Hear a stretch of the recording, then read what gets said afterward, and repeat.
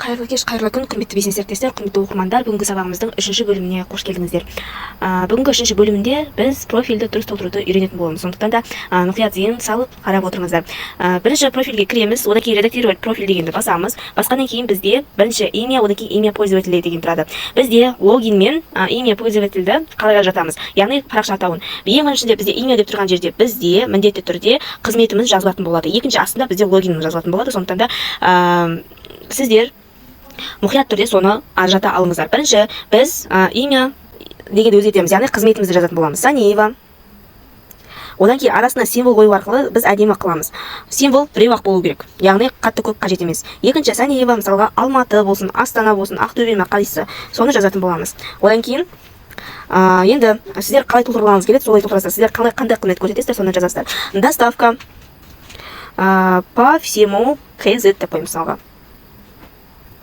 Сол сияқты қысқа да нұсқа жазамыз. Бұл енді біздің өзіміздің жұмыс парақшамызды толтырып жатырмыз. Сондықтан да мұқият түрде толтырғандарыңыз жөн. Және де бір нәрсе ескере кетіңіздер. Имя деген жер, яғни парақша атауы бұл 14 күнде бір рет ауыстырылады. Сондықтан да мұқият түрде мың ойланып бір рет жазғандарыңыз дұрыс. Бұл 14 күн сайын ауыстырады. Ал логин бізде бір айдың ішінде бір рет ауыстырады. Сондықтан да мұқият түрде қарап алыңыздар, иә. Доставка по всему KZ деген орнына сіздер косметика деп жазсаңыздар болады. Мысалға 24 өнім деп жазсаңыздар болады. Денсаулық деп жазсаңыздар болады. Мысалға да енді өздеріңіз қалайсыздар, қандай қызмет жасайсыздар, соны жазасыздар. Солай жазсаңыздар болады. Мысалға красота и здоровье деп.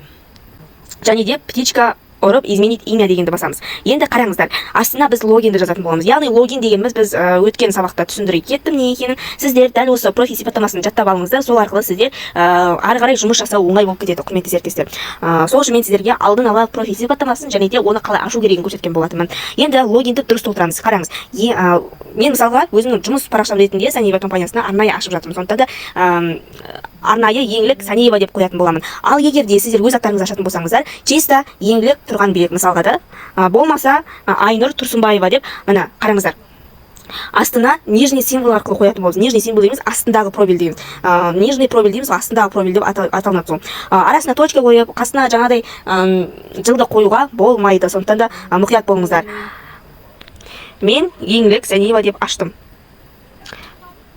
Және де бұғанда птичка ұрамыз. Бұл логин. Яғни қараңыздар, имя пользователя деген бізде логин, үстіндегі имя деген бізде қызмет жазатын парақша атауы. Енді биография дегенді басамыз. Биографияны бізде шапка болып есептелінеді. Шапкаға көп символдың қажеті жоқ, көп смайликтің қажеті жоқ, сондықтан мұқият боламыз. Мысалға, мен шапкаға не деп жазамын? Мен дәл осы шапкаға денсаулықты 15 күнде қалпына келтір, 24-те жеті байланыста Қазақстан бойынша жеткізу толық ақпарат сілтемеден жаздым. Енді птичка ұрып жаңадай толықтыратын боламыз. Енді қараңыздар, құрметті оқырмандар, және де биография дегеннің астында бізде добавить ссылку деген тұрады. Ссылка добавить етеміз. Сол арқылы біз жасаған сайтымызды немесе номерімізді қалдыратын боламыз. Добавить вынужденную ссылку деп тұрады. Немесе новинка, добавить ссылку на WhatsApp деп қояды. Автоматически WhatsAppқа өткізетін болады. Соны басатын боламыз. Және де қасында use деп тұр. Use-аны басамыз. Және де біз өз елімізді жазамыз.